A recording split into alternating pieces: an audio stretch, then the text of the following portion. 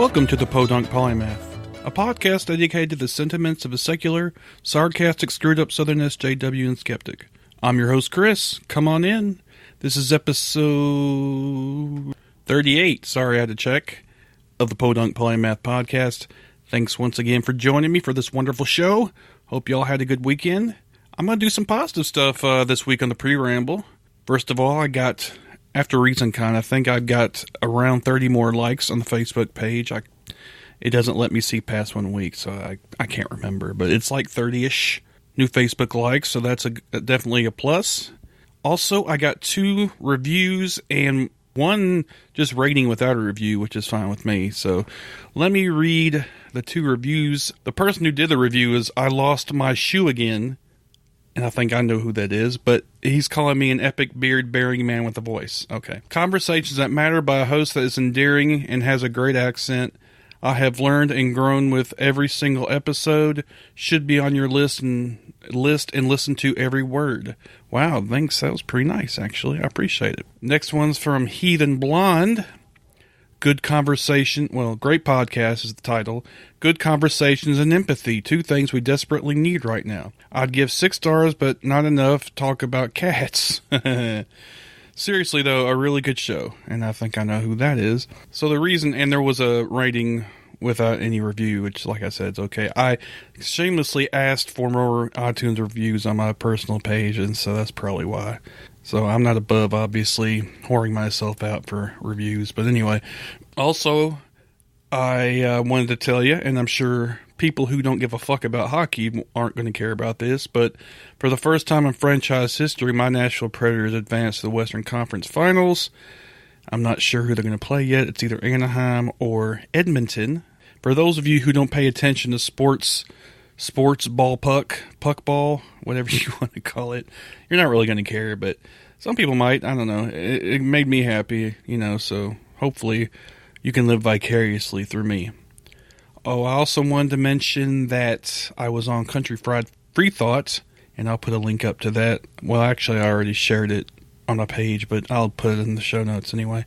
And I had a rousing conversation with Big Bang Betty and, of course, Andrew Duncan.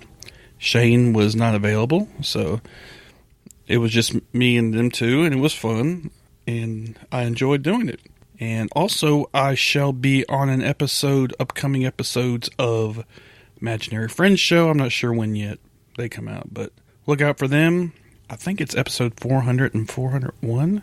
I don't remember. I'll have to, when it comes out, I'll put the links out or whatever. So yeah. Oh, and finally, as far as some news goes, Macron won in France the presidency. So that's a relief over Marine Le Pen, which, of course, she was a nationalist far-right candidate who was supported by Putin. So anything that's anything to do with him, you want to stay away from. Thankfully, they didn't get their shit hacked, and in favor of her. It was like 65%, I think. So it was pretty much a landslide as far as I can tell. But he's a centrist, but it sure as fuck is better than her. So dodged a bullet there, I think. Because she was talking about taking France out of the Euro, and leaving the European Union and all kind of fucked. France left, it's over. They're like the biggest country besides Germany. I think France and Germany are the 2 biggest ones. And if they left, what are you going to do? So anyway, yeah, so that was good news. So all good news. There's other bad news, but this week, we're going to do the good news on the pre-ramble because fuck it. We have plenty of bad news we can talk about later. Anyway, on the palaver this week, I have a gentleman named Joshua Richards. He used to be a pastor, but he kind of found his way out of religion and is now kind of a spokesman, I guess you could say, for atheism, but more of kind of a gentler, kinder atheism. So I think y'all enjoy listening to his story. He's a great speaker. That comes through even on the interview, and he also has a podcast, which I'll put the links up to, and of course he tells all about that. But yeah, he has an enthralling voice, and he has a great story to tell. So yeah, I really do think you'll get into this one. So I just said that, so I don't want to be repetitive. But anyway, I'll quit boring you with my voice, and we'll go on to the interview. Has God we trust invaded your town? Are you tired of government officials who want to plaster "In God We Trust" on taxpayer-owned property? Are you afraid because your local sheriff placed an "In God We Trust" decal on the patrol cars? We are here to help. The Original Motto Project is for those who feel the separation of church and state is an important issue and should be honored regardless of your belief or lack thereof. Theists, non-theists, and all free thinkers are welcome. We need your support to show politicians that diversity exists within our nation, and their promotion of a monotheistic religion and push for theocracy will not be tolerated. Stand up and be heard. Join us at originalmotto.us. I'm Carly Sturgis, the host of the Token Skeptic podcast. Since 2006, I've been interviewing people from around the world. Scientists, comedians, artists and activists. And some of them you might even recognise. The powers of the placebo are so strong that maybe it's wrong of us to mock. And we happened to be in London around the time because we were shooting for the War on Everything, and we basically made our own little sign, entreating the London commuters to bow down to the Dark Lord Satan, just to try and even out. Some of them you might like to get to know better after hearing them on the show. Reading into it for years, I've been interested in the concept of science philosophy and how pseudoscience works. And it's then very easy for people to just, throw us away and say, well, you don't have a heart, or you're closed-minded, or, and so... And the origin of the universe and the meaning of life and that kind of thing, because... it's very real-life music, a lot of real experiences, a lot of vulnerable topics, but at the same time some very silly things. Like one song is actually about Windows Vista. I'm wondering how I can finish this off now. Let's break something. Let's break something. What the hell? Well, we'll finish it off kind of like Good News Week does. The Token Skeptic Podcast is a fortnightly online interview show that takes a slightly more skeptical look at the world around us. Head to tokenskeptic.org.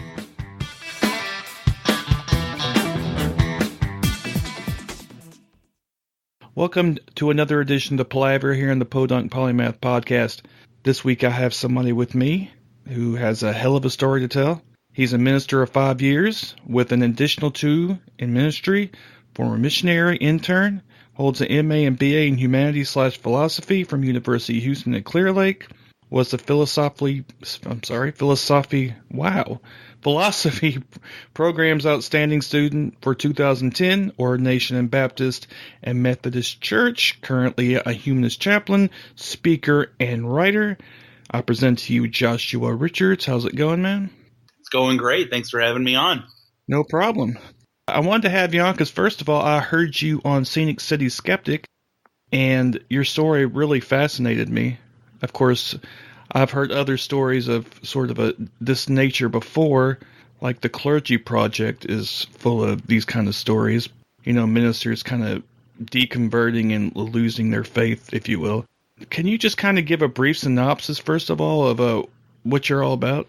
Sure. You've already shared part of my story. I was a minister for 5 years. I worked in the church for a couple years before then and grew up in the church. My little joke is that as a child, I had a drug problem. I'd get up in the morning when I was about 8 or 9, and my ass got drugged to church. To answer your question about what I'm about, I left the church. I was actually fired from my last position, and it was difficult. And what followed after that was a lot of searching, a lot of really tough times, primarily because when you're planning for a career in the ministry, you don't really learn anything else. In the Methodist church where I ended up, I wasn't a head pastor. I made it all the way up to I was a youth director, then a programs director, then an associate. And I never made it all the way there to full pastor. And when you do that, though, you get your house, your car paid for, you get a salary from the church, but, God takes care of you. And so when I left that, it was hard, and some dark times followed. However, when I came out from under that, what I realized was I'm still a preacher. I'm still a minister in a lot of ways. I love to tell the good news, albeit a very different news, what I jokingly call better news. But I still have that part of my life that, for lack of better words, is a calling, and I still do that. And so I decided I'm gonna heed that call. And so now I have resumed my ministry, so to speak. And now I do a podcast. I write. I have videos that I'm putting up this week and have been working on for a while. And that's what I'm about. Is I really think that what I have is absolutely good news, better news, inspiring news. And humanism has brought so much to my life, friends, opportunities. And I really think that I've found, it's not a religion, but I think I've really found answers to questions that I've been asking for a long time. I think I've found kind of that inner peace, that meaning that I've been looking for all along. And so I'm sharing that. I'm encouraging other people to reevaluate their metaphysical commitments and to enter into this conversation, figure that shit out for yourselves. And that's kind of what I'm about, is wanting to keep that conversation going and wanting to invite as many people as I can to really, really question their dogmas and to refine their thoughts and, ask those important philosophical questions. Yeah, let's dig in a little bit, I guess, about your journey. So you said you were a minister first. What kind of led you to want to do that? You said you wanted to do that all your life, I guess. And yeah. So was this something you felt like you just basically, it was kind of preordained for you? Did you have a passion for it? What was? Yes. Yeah, I certainly did. Here's the thing, and I've told this story a little bit. I try and on different elements for different shows, but here's the real quick version. I grew up, and my mother got religion when I was about 8 or 9. Probably when I was 8. I was in 3rd grade, and I remember it was my dad never went. My dad has been to church twice since I've known him. My parents are still together. They're fantastic people. I love them. However, when I was a youngster, I was kind of an odd kid. I have always been I've always enjoyed talking with people older than myself. I have always had a great difficulty making friends my own age. And as a child, I was a pretty anxious kid. And I was a pretty scared kid. And so for me, being brought to church, I got filled up with fear. I got filled up with this hell stuff. And to my mother's credit, she never pushed it on me. She didn't push that on me, but like my Sunday school teachers did. And so the church at least until my teenage years, the church served not only to kind of put a face on my fears, but also on my hopes. And the church was, while I grew up, I was still kind of awkward. And the church provided me a way to kind of have some friends, some sort of sense of community and belonging, even though I wasn't very cool or well-liked. And what I learned when I was about 14, 15 was that if you actually read the Bible, which most people don't do, that ended up being one of the last nails in the coffin for me, by the way. But no pun intended. Reading the Bible, I realized that if you can out-Bible people, like your Sunday school teachers who weren't really reading anyway, like they just read their Sunday school curriculum, but if you could dig just a little deeper than them, that people would respect that people would see something valuable, honorable, and worthy in you if you learned the doctrine, learned the dogma. And so I finally found my in. I finally found a way to either be respected or liked, and I was able to take my interests in big questions and talking, because really I didn't have a whole lot of friends. And so this kind of gave me that way in to friendships, to development. And so it was a very natural progression. I would spend time with my ministers. I would spend time reading books that I was reading about John Calvin and the Reformers and how to refute them when I was 16. So most people don't give a shit about that until way later, but it was a big deal to me. And so ministry to me, I thought that was the way to be happy, because the Bible says you need to go out and preach the good news, and I wanted to be happy. I was never, I'm not going to tell you that I was this super depressed, sad kid, because I wasn't. However, I felt like I kept searching for something. I wanted to be like I wanted to be happy. I wanted to feel good. I wanted to feel like my life was counting for something and that I was working towards something. And the church kind of gave me that at first. And naturally I felt like I want to be a minister. I want this to be my whole life, because a big part of being a minister is what I learned later is putting up a facade, building a face the outer world sees of happiness, of having it all together, of driving, decent cars. I mean, obviously my ministers weren't rich, but they weren't living in shitty apartments either. They were being taken care of. And I was like, man, this is great. What God has a plan, and it's for me to be taken care of. And so I saw it as a way for me to put my ability to speak to use, because by the end of my high school career, I began to realize I was pretty good at bullshitting and talking, which aren't always the same thing. And I wanted to do that. It's fulfilling. I love talking. I love getting in front of people. I love crowds. I'm actually tomorrow for a humanist group I'm affiliated with. I'm going to be doing a small presentation, and I love it. I am so floored that I get to do that. And I knew that this was a part of who I was at a young age. And so it just made sense. The church is hurting for young people. Most people leave in their college years, and a great many of them come back. Maybe they have a kid, maybe they have difficulties in their mid to late 20s or 30s. And so I was one of the few that didn't disappear. And so it wasn't that hard to find churches who were saying, hey, we need young people. We need someone to help our youth out. And it just seemed right to me. I didn't have any interest in being a welder like my father, or in the military. My father was drafted. He actually encouraged me to stay away from the military. And not that I judge people who do. I think people who do that are a lot more braver than I am, or a lot more brave than I am. And it just seemed to fit.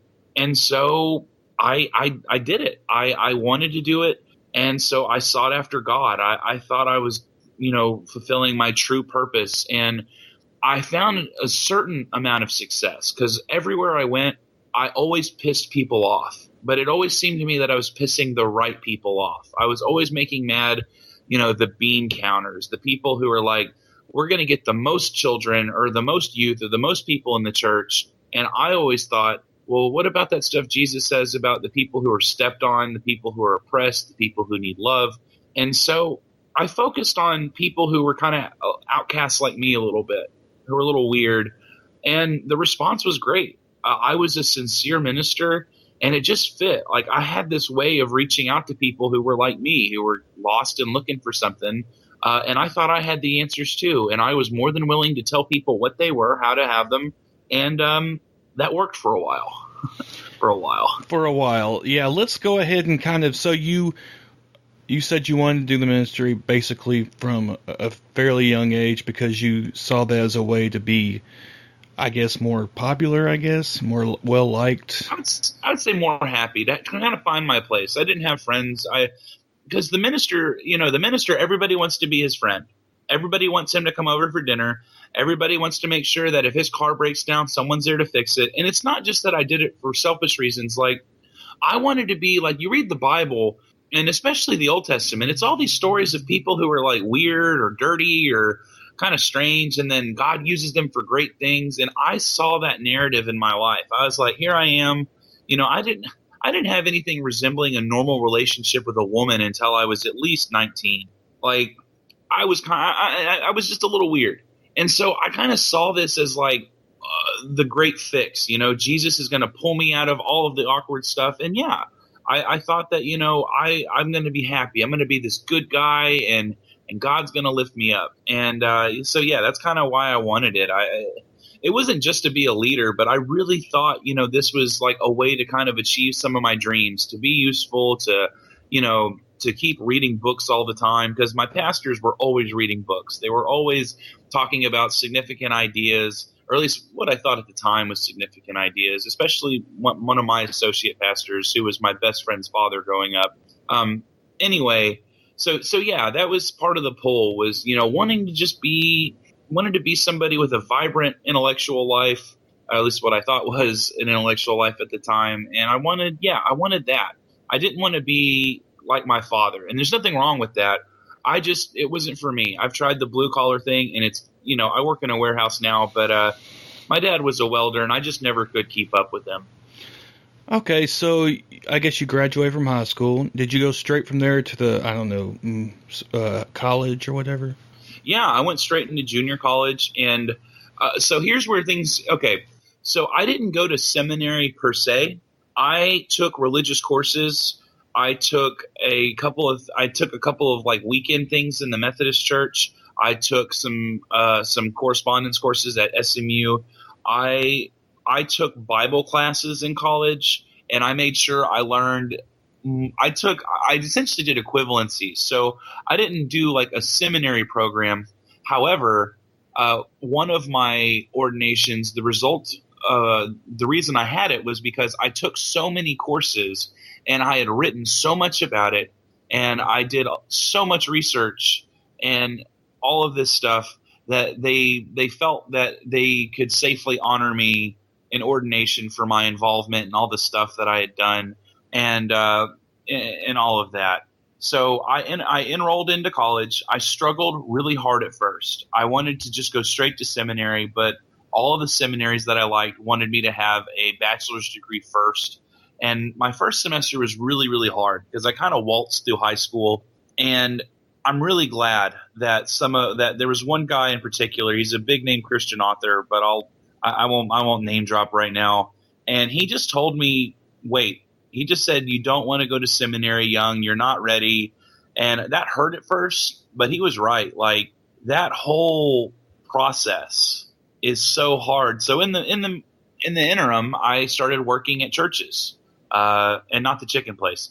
And I started working in churches and working on my, like, I guess skills that would matter later. Like philosophy was because there wasn't apologetics at my college, and I began reading as much as I could. I wanted to have great content. I wanted to have excellent sermons.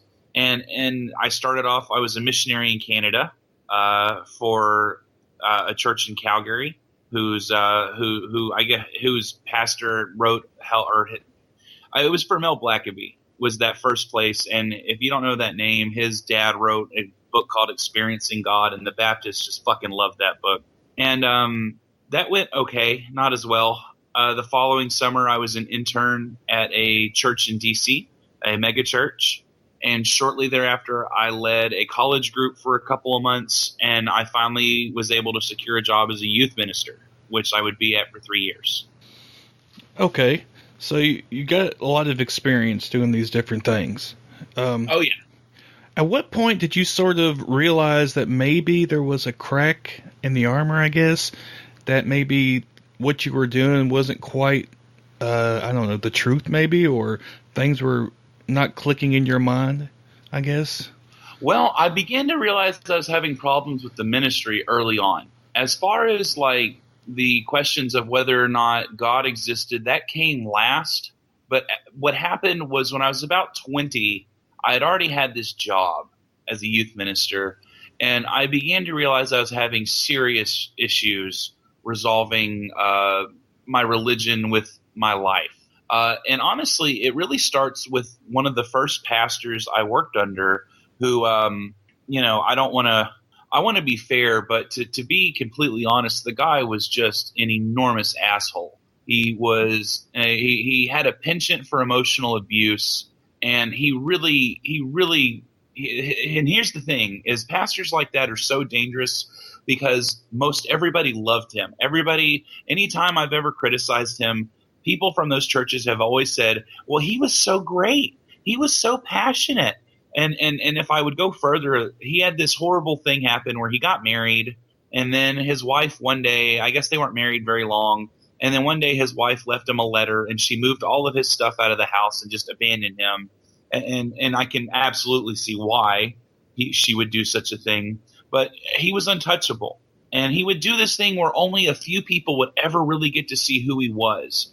And I remember one time, so when I was 20, I began to realize I had problems when he would start yelling at me. And he did these two things that just really started to fuck with my head. He would always want me to, like, push myself on the students. We had one student who was focusing on, he wanted to be in theater, and he was a high schooler, and he stopped coming to church because he wanted to go and he would do like Rocky Horror Picture Show on Saturdays, or he would do other events like that. And I remember the pastor calling me in saying, "Why aren't you going to this student's house?" I was like, "Well, I've called him. I've tried to reach out to him. He doesn't show any interest in talking with me." And he'd be like, the pastor would be like, "Why don't you show up at his house? You're letting this boy go to hell. You're damning him, and it's your fault." And I remember his fucking huge finger in my face saying, "It's your fault." And that's when I learned a lot about that man. And he also did this other thing where I was so passionate. My dream at that age was to just get, as a youth minister, was to lead a sermon.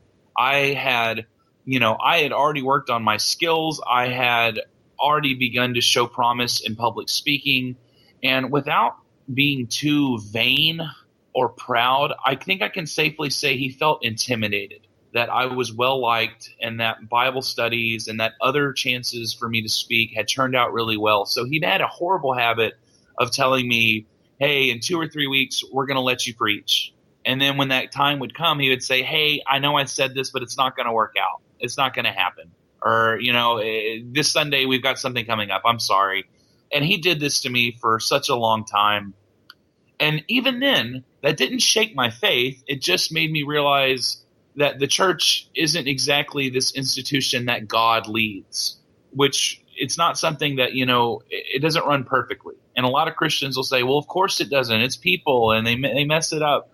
But that was when I started to really see that the church is essentially run like a business, and who sometimes the Methodist Church has committees, but this first church, I learned a lot about how churches are run. I learned a lot about how there are leaders who can be giant assholes, but as long as they toe the right line, they get away with it.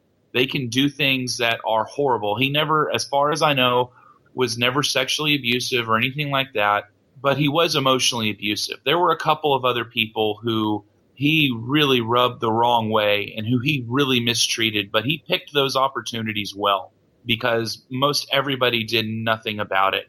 And that man got away. Like, it's so embarrassing that I let somebody treat me like shit like that for so long. I'm not angry about it now. But occasionally I do think about reaching out to the bishop, who probably wouldn't do a damn thing. But I just feel like I just wish other people would know about the things that man did and the way he treated some of my students and the way he treated me. And, I really am not bitter about it. I used to be super mad and angry, but honestly, it is what it is. And it served to teach me a lot about people, how to stand up for myself, not exactly then, but now. And that was when I began to start liberalizing, because it was hard.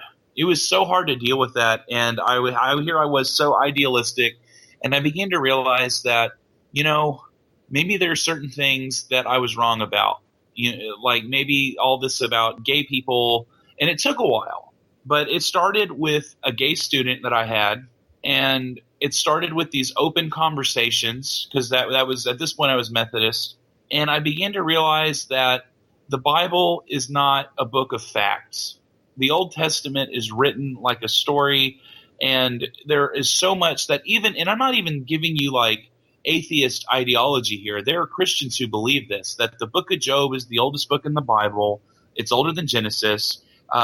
Satan is not a name, it's a title. He's actually called the Satan, Hasatan, the Satan. And as I began to really study for my own self, even deeper, getting into the Greek Bible, getting into the Hebrew Bible, like just absorbing this stuff, I began to realize that a lot of these doctrines that I had absorbed over the years, they weren't true in the way that I previously thought. They weren't as factual as I was led to believe, and that began to fuck with me. And so I began to liberalize, and over those 3 years, I began to develop an attitude towards homosexuality, towards the concept of hell. That was what people would call liberal. And it was something that I had to keep going that way, because that was the only way I could save like faith in God, was to say, okay, well, these other problems, they're not problems if you liberalize the theology, or if you just hold on to God and God can make everything okay. And over the years, it just got worse. And so that's when I began to realize, ultimately until the end, when I realized that there is no hell. What Jesus talks about in the New Testament is a pretty elaborate metaphor. He's not really talking about an eternal place like Dante or John Milton. He's talking about a place Jews were familiar with. Every Jew went to Jerusalem 3 times a year for these festivals. There are 7 festivals in the Jewish calendar, 3 of which you have to go to Jerusalem. And the story goes that there is a pit south of Jerusalem. In Jesus' time, they burned trash, but the story goes that people would burn children, their firstborn, to the pagan god Molech. There are verses about this in Leviticus. And so Jesus uses this imagery about the gnashing of teeth, which is dogs eating the chewed remains, the smell of sulfur, which is burning nails and hair, weeping and horror. And let's not forget, in the Old Testament, the greatest sin is to kill your child, which is why Abraham was stayed, because God wanted to test his faith, but he wouldn't really make him do it. Anyway, what had happened was I began to realize that this idea of hell is just not true, and that all of the hatred and all of the nonsense about gay people is unfounded. I even met a gay minister who really changed the way I thought about things, and I began to realize that all of these fears and all of this hate and all of this bullshit, it just doesn't work. And so near the end of my ministry career, I took a course in evolutionary biology, and before that, I was all about this idea that, God's got it all figured out. It's all God. God's doing evolution. God's doing all of it. And what I began to realize was that in that class, and I had an amazing teacher who sat down and was super patient with me. Every day after class, we'd talk. And I reached this point where I was like, holy shit, this is real. Like, this happened. It explains so well the questions and answers that I was having and what I was trying to investigate. And I began to realize that I had stumbled onto a better series of beliefs than what I had. I was still clinging to the God thing, but I had already started down that path, and I had begun expressing joy about this to other people. I was telling people how great it is that this health stuff is not as bad as we thought, and that evolution's real, and the Earth isn't 6,000 years old, and that science is this beautiful thing that can bring so much more to faith, and it can supplement. And I was well on the way to just giving up the whole thing, giving up the ghost, so to speak. And right before that happened, I'm not going to pretend it was just that, but that was a huge part of it. I wasn't the best minister. I had never really had ministers who I was close with who encouraged me. All of my ministers always just kind of said, make sure people are coming and I won't fire you. And so I never was discipled really. And I reached a point where the committee at the last church I worked at finally decided, I guess they weren't happy with my performance. And there was one person in particular who was damn sure not happy with the things I was teaching and saying whenever I had the opportunity in Sunday school, in group, and what have you.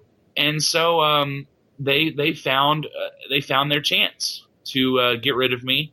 And it wasn't working out perfectly, but also they had their opportunity. They began to say, we don't have to take the time to minister to him. We don't have to take the time to, I guess, give me what I needed or, disciple me. And they figured, hey, it's just easier just to say fuck off.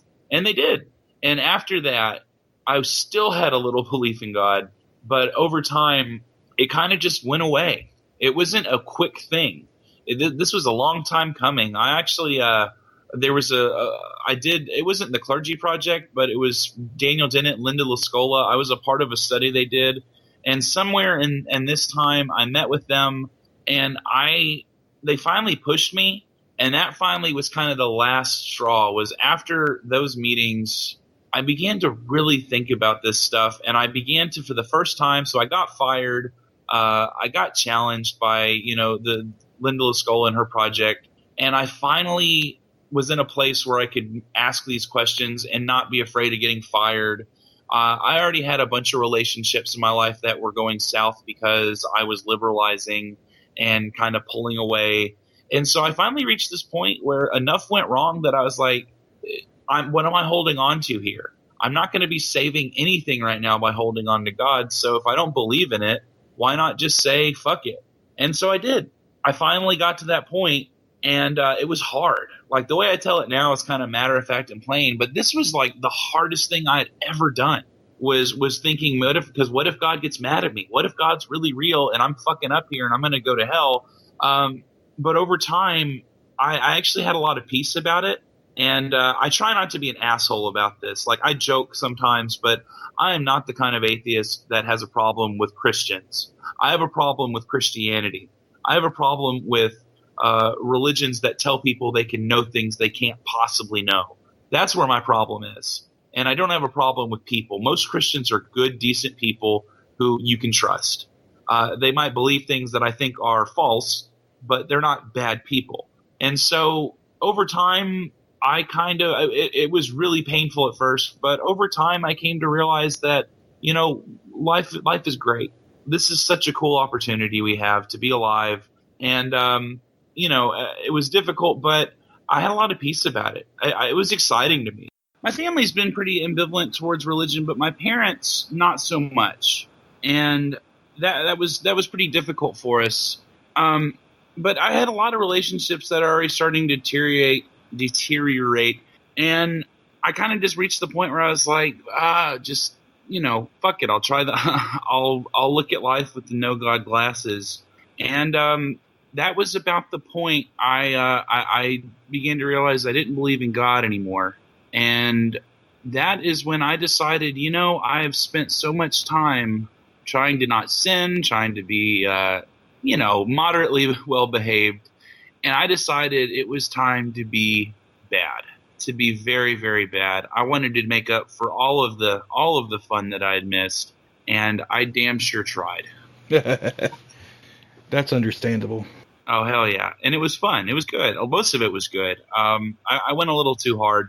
But after then, I began to just I wanted to be a free thinker, and I was. And I found a lot of joy in that.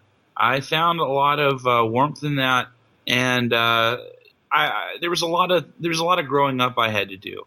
I feel like in a lot of ways I had experienced some intense arrested development, and so I had to grow up a lot. There was a lot I never really learned to do or pushed myself to do, and in a lot of ways I'm still making up for that. They do not prepare you in any way, shape, or form to live like a normal life when you're aimed at the ministry. They don't. There's no job skills, nothing else like that. I have like no marketable skills without the church. And so I had to kind of learn. And so that's not like all on them, but it's hard. It's hard when you're like, oh, I'm going to go to school so that way I can be a minister, and I'm going to build my whole life around this. And then, it doesn't work out. It turns out, all this stuff is built on a bunch of like faulty evidence or nonsense or things that you just don't believe. And you're kind of up shit's creek at that point. And so, it was good and bad. I certainly am glad that I got out before other people I know, because I know people who still work at churches who can't leave or feel like they can't leave. And I even know people who that's so much of their life now. They're married, people who are in ministry or not, who they're married, they have children, and they're like, even if I don't believe in God, I wouldn't leave the church. And there's a lot of people who tell me things like that. They're like, even if I knew God didn't exist, I couldn't leave.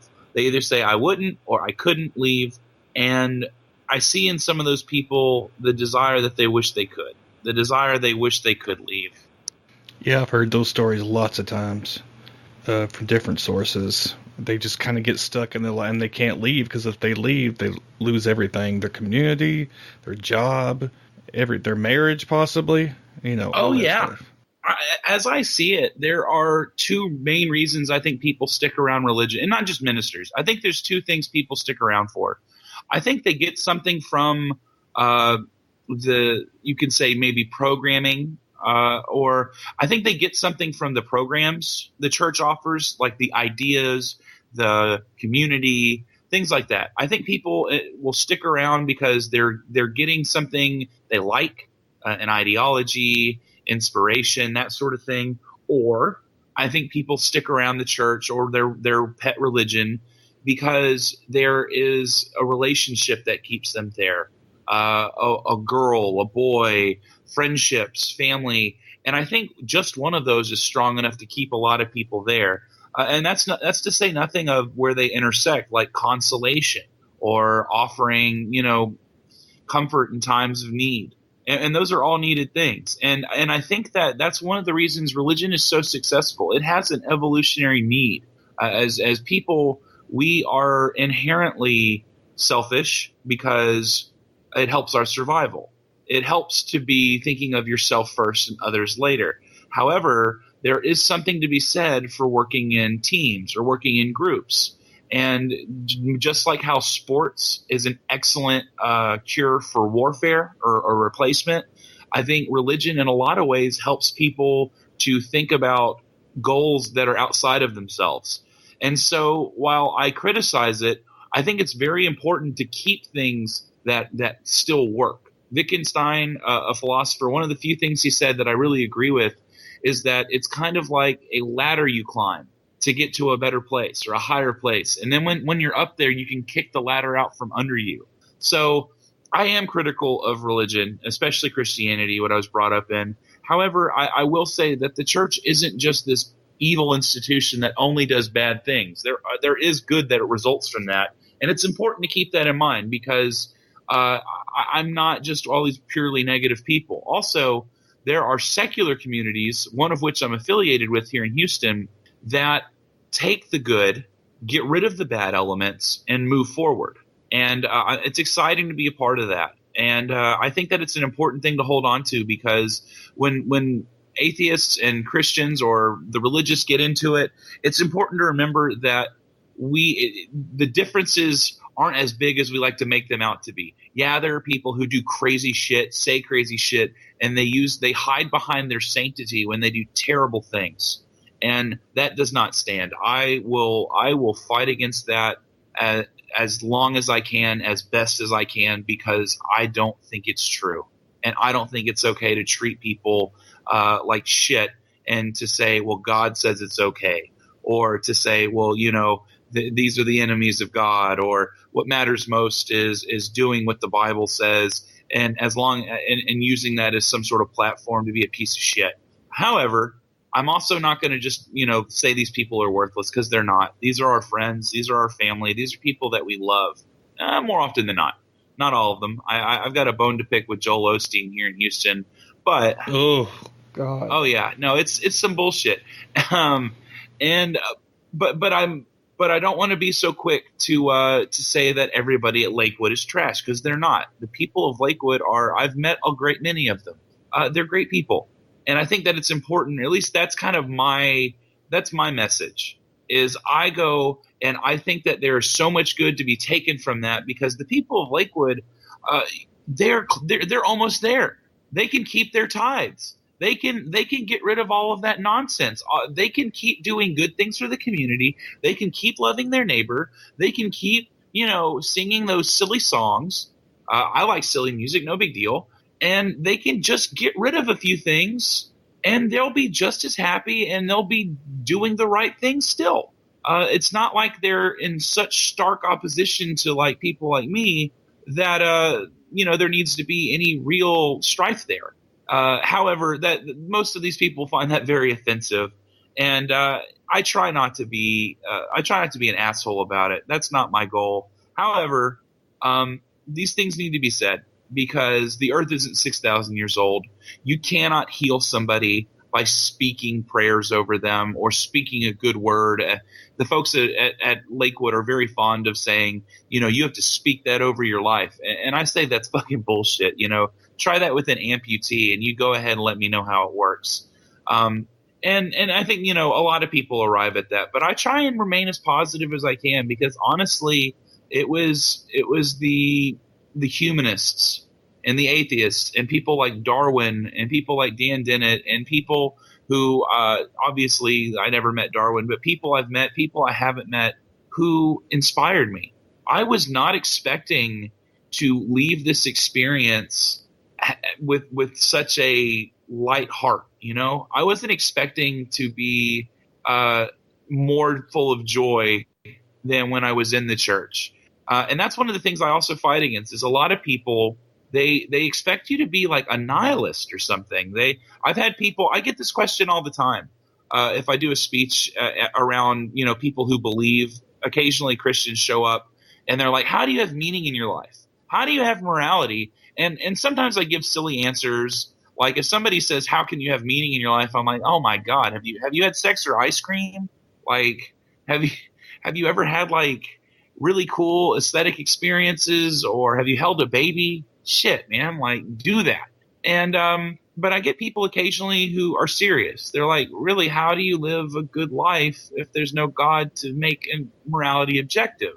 And I see in some people, not all of them, but there are people who, once they realize that you can be kind, moral, good without having to refer that, up the metaphysical chain of being, I live for that. I love to see people when it clicks and they realize you don't have to hold on to this guilt or whatever it is. You don't have to, you don't have to have it all figured out. You don't have to be, this righteous judge who's going to set the queer straight, or who's going to tell everybody that they're wrong and going to burn. You can just get rid of that. And I wasn't expecting to find so much happiness in the secular life. And that's part of why I'm doing what I'm doing. There's other stories, like I can go on about silly things or stupid things I've done, but honestly, this is the most important thing in my life right now. Is there are so many people who are spending their tithes, spending their lives, spending untold amounts of their time just worrying about hell, like I did for so many years, that their friends are going to burn, that that their gay child is going to spend eternity in hell because they're gay, or that because somebody doesn't believe in Jesus that, they're going to be in hell forever. Fuck that. There are so many people out there who suffer because of these beliefs that people who are trying to be decent hold, thinking it's the right thing. And I know it can be perceived as rude by the believing crowd, but I so badly want to challenge that. And I want to offer what I believe to be much better. And I'm going to keep doing this because this is the dream. This is part of what makes me so happy in life, is to see people. I have former students of mine from my ministry days who I occasionally get to meet with. And there's a great many of them who I was actually close with, who I apologized to, who I had to sit down, and I felt like it was my responsibility to tell them why I left, what happened, and to say, hey, I'm sorry. And it's great when I see people like that who they find their way out of it. They find what I found. And I know this sounds kind of religious, the whole, I found the glory of humanism. And there is an element of that. However, there's just something so freeing about being responsible for your life.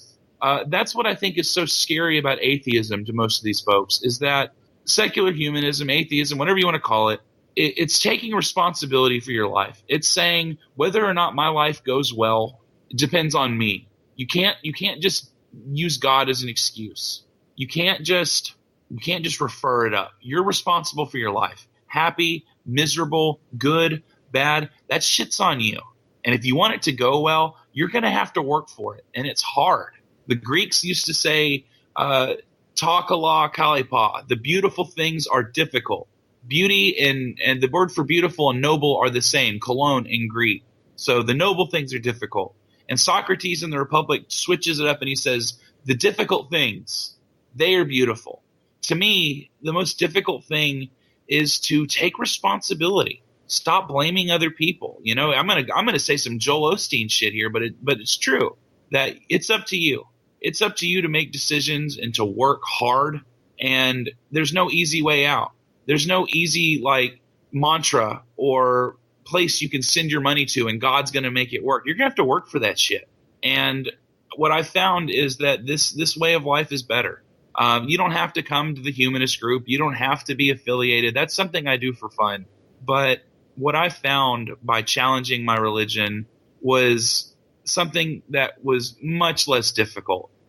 Just a very cursory dive into ethics and, some really cool lectures is enough to get you there. You don't have to be super smart to be an atheist. You don't have to be super slick. You don't have to be anything except honest and open and willing to engage the world and people around you.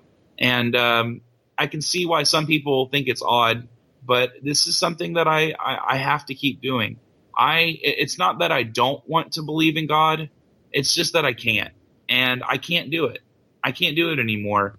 And I still have this weird need to talk, to reach out, to be a part of other people's lives. And so that's exactly what I'm doing. I am picking up my ministry where I left off with a significantly less big bag of tricks. And I just share this with people. Sometimes it goes well, sometimes it doesn't. But man, life is so fucking good. There is just so much in the world, and there's so much to take from relationships and friendships. If you think about it, really, there's just enough time in your life, just enough time to develop those relationships, to do really cool things, to explore what you love, to develop a personality, and to be a good person before you die. And I want to share that with as many people as I can. I completely agree with everything you say, unsurprisingly enough. Let's talk a little bit about your podcast and your video. And, of course, you have a website that kind of houses those things as well as a blog. Can you tell me a little bit about that? Yeah, my website is jrrtalking.com. The podcast is under the same name. You can find us. You can find it on iTunes. You can also find it at my website. I am just now slowly getting into blogging. My writing game is okay. I am more of a speaker, but I am starting to write more. I have videos that I'm putting up. You can see videos of me either speaking live, or you can see videos that I've been putting together with a friend of mine. And you can kind of watch as I slowly go from being a really fat guy to a slightly less fat guy over time. And yeah, it's great. The videos are just thoughts that I have, conversations or points that I make. And it's very humble. I'm not going to pretend we do our best with it, but I'm not going to pretend like this is like earth shattering stuff here. But I think that I love, like your site. I love what you guys are doing. Scenic City, Beyond the Trailer Park. I love that there are so many avenues and so many places for people to explore secular thought, to talk about the most important of questions, even though I don't always agree with all the people I encounter, and that's okay. But the site is just kind of my place to put some of my thoughts out there and to keep working on this project, because this is just something I can't not do. And so, yeah, the site is that. I started it earlier this year. A friend of mine helped me get it going. And, I update it every week with a new podcast. I put new thoughts out. I've got a blog I'm going to put out tomorrow about Easter and, trying to reconcile atheism and religious belief. Is that something that can be done? And, it's just kind of a place for me to put some of my thoughts out there and to interact with the world. And I'm still just getting started with it. We're going into our third month of doing this. However, the response has been great. I've had a lot of encouragement. And, I'm always looking for people to bring on my show. I'm always looking for people for me to interview and to let them go on rants. And I'm always looking also for a chance to speak to a crowd, because that's the dream. I'm really hoping in time that through the site, through my speaking engagements, that I can turn this from a passion into just enough money to pay my bills. You could speak at a lot of conventions. I can tell you that right now. They'd love to have you, I'm sure. If you know the right people to contact, send that shit my way, my man. Well, I can get you at NanaCon almost certainly. I mean, it's a smaller one here in Nashville, but we're trying to get a little bigger, so that'd be a good introduction maybe. And then, of course, ReasonCon, Skepticon, there's a whole bunch of different ones. So, there's a possibility. And you're a great talker. You're a great speech maker. And so I think that's what somebody's looking for. On the order of Matt Dillahunty, if you can get to that level, you're doing pretty well. He does a lot of conferences and stuff and does debates and everything else. So my dream is a debate. I'm trying to get one set up here in Houston right now for the fall. But yes, and to be shameless one last time, if anybody knows of any venues anywhere else where I could go and do this, I welcome that. I'm always looking for other places to go and to have this most important of conversations.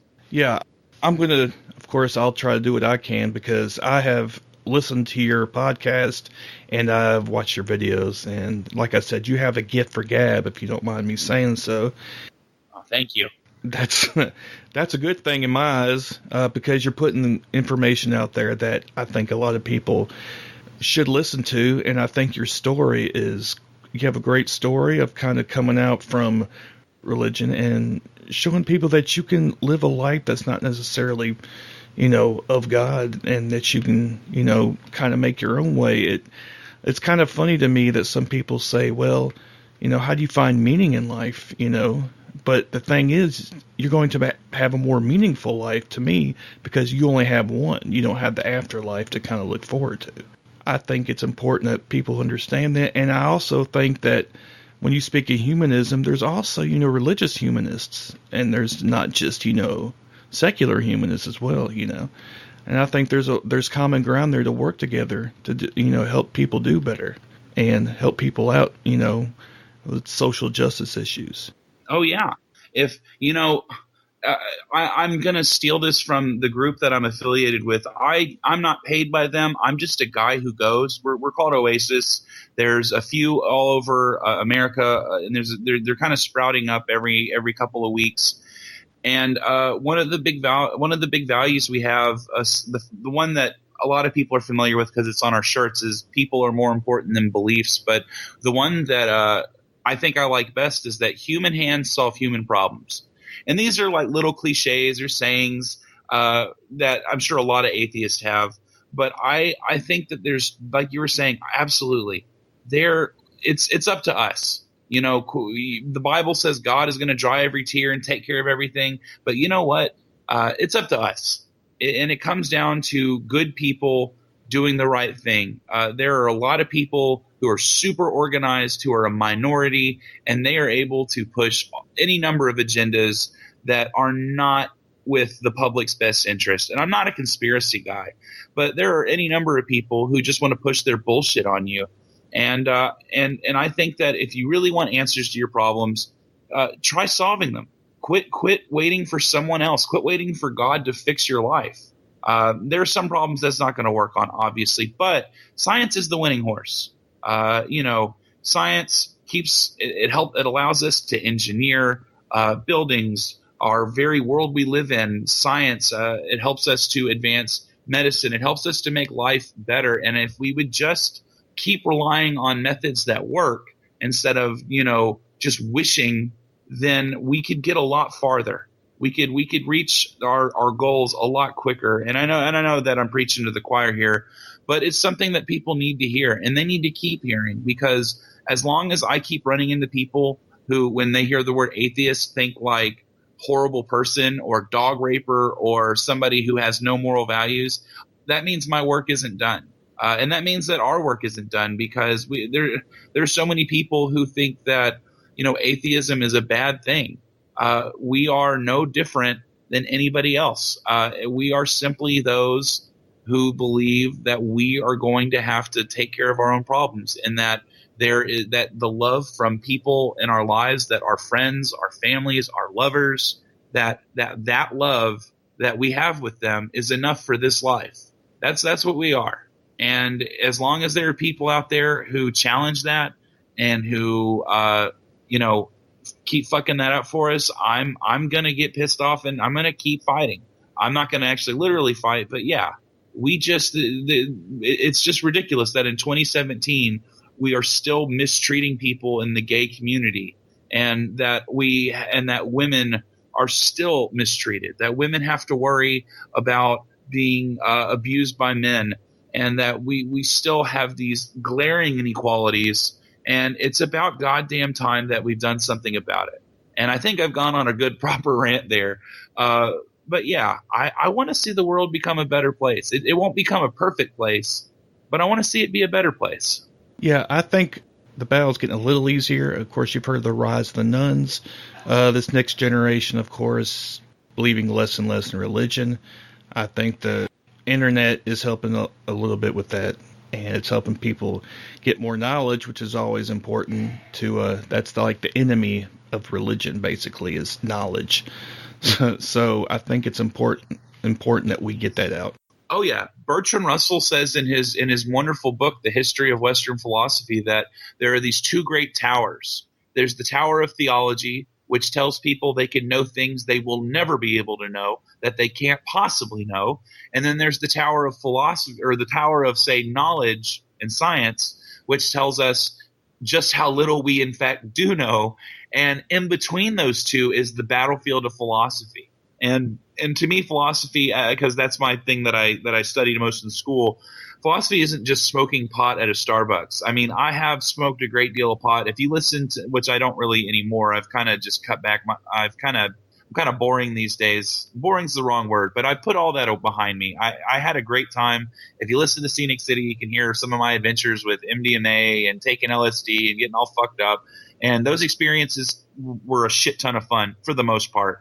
However, philosophy isn't just about, finding an excuse to get stoned with your friends. If that's what you want to do, fucking do that shit. But like really thinking about things, it's hard and it's a difficult enterprise, and the juice is worth the squeeze, but it's difficult.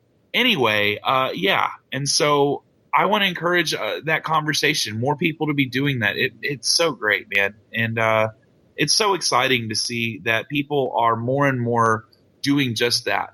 People are getting in with the secular tide, and it's not about just having people join the ranks. I think what's really great is seeing people who are being honest, who are being authentic and sincere, and people who are living good lives. Because honestly, that's my whole thing is, one day you're going to fucking die, and that's it. Like, that's it, motherfucker. You're going to die one day. It's going to be another person's turn to have sex, to fall in love, to watch Netflix, to do their thing. And you've got your time now. So use that shit wisely, because you're not going to get any more when you're dead. And we need to keep telling this to everybody. So that way we actually use our time to do something well. We use our time to, leave the world better, to make us better, to make life better. And there's a lot of ways to do that. And my hope is that we manage to keep that up, at least hopefully before we all, nuke ourselves. Yeah, basically. I'm afraid of that right now with the situation in North Korea and all that good stuff, Assuming Trump doesn't get us killed, of course. Oh, yeah, that guy. That's a whole different story. Yeah. We could do a whole nother podcast on that. Yes, I'd be happy to, but well, we have to wrap it up. I'd love to talk to you for like 3 hours, but unfortunately my podcast is only about an hour and some odd. So why don't you tell everybody where they can get a hold of you if they want? You can find me at jrrtalking.com. My contact is there. You can find me on Facebook at Joshua Richards. You can send me an email at jryanrichards@gmail.com. That's JAYRYANRICHARDS@gmail.com. And lastly, if you're into Twitter, which I need to keep working on mine, JRRTalking_com is how you can find me there, and send me a message. If you want to come on my show, if you have something you think you can contribute, or maybe you want to chew my ass out, we can do that too, and I'd love to put you on. Actually, I have a friend named Matthew O'Neill who is a theology. He has a master's in theology, but he's an atheist. So I always found that rather interesting. And the way you talk kind of reminds me a bit of him. So maybe I can get you two in contact with each other. You sound like you'd have a good conversation. I'd love that. All right, man. Well, thanks again for coming on. Like I said, you have a great story to tell, and I think it's important that more people hear stories like this, so it kind of gives them an inspiration, and there's a path towards, secular living and away from religion. And there is, a way for people to not worry so much about stuff like that, to kind of give hope to somebody who wants to take that path towards more of a secular lifestyle. And I appreciate you kind of speaking out about it, along with, your podcast and your videos. And I think you're doing a great service. Well, thank you. I would love to have. I know this is your show, but I'd love to have you on mine at some point, and we can get that all figured out. That sounds good, man. All right. Well, take it easy, man. Okay. Yeah, you too. Let's chat again sometime. Yes, sir.